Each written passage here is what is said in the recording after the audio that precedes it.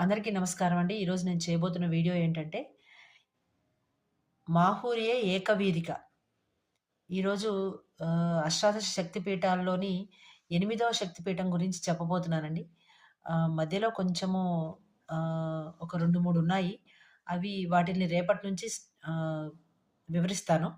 ఇవాళైతే మాహూరియే ఏకవీరిక అనగా ఏంటంటే, ఆహ్, మాహూర్యాపురంలో వెలసిన శక్తి స్వరూపిణి ఏకవీరికాదేవి.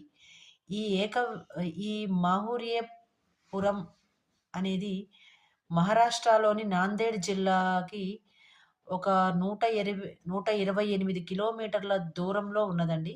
దీనినే మయూరాపురం అని కూడా అంటారంట.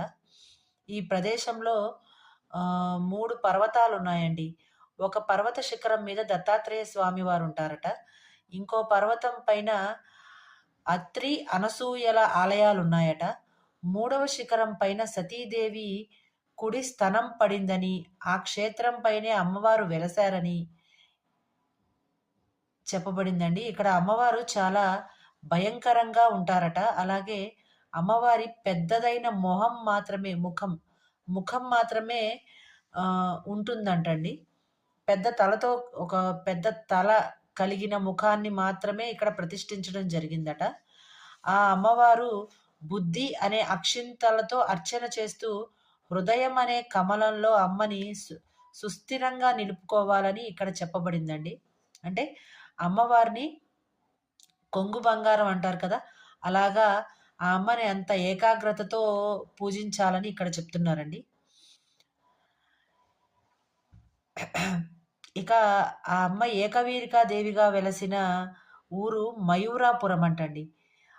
ఈ అమ్మవారిని దర్శించుకోవడానికి పూర్వకాలంలో ఈ పర్వత శ్రేణి మీదకి ఎందరో తాంత్రికులొచ్చేవారట. అలాగే క్షుద్ర ఉపాసనలు చేసేవాళ్ళు వచ్చి బలులు ఇచ్చుకునేవాళ్ళంట. తమకి తాముగా అమ్మవారికి బలైపోయేవారట.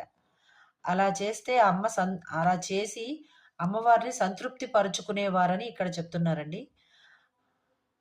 అలాగే ఈ గ్రామాన్ని మహాగ్రామమని, తుల్జాపూర్ అని కూడా అంటారట. ఈ తుల్జాపూర్ అనే గ్రామము మహారాష్ట్రలో తుల్జాపూర్ భవాని అని ఒక అమ్మవారు వెలిసారండి. అక్కడ దుర్గామాత ఉంటారు. అక్కడ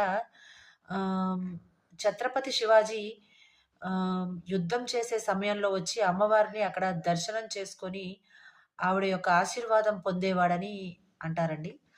నిజంగానే తుల్జాపూర్ అనే ఊర్లో మహారాష్ట్రలో ఉందండి ఇది. తుల్జాపూర్ భవాని అని ఒక క్షేత్రం ఉంటుంది.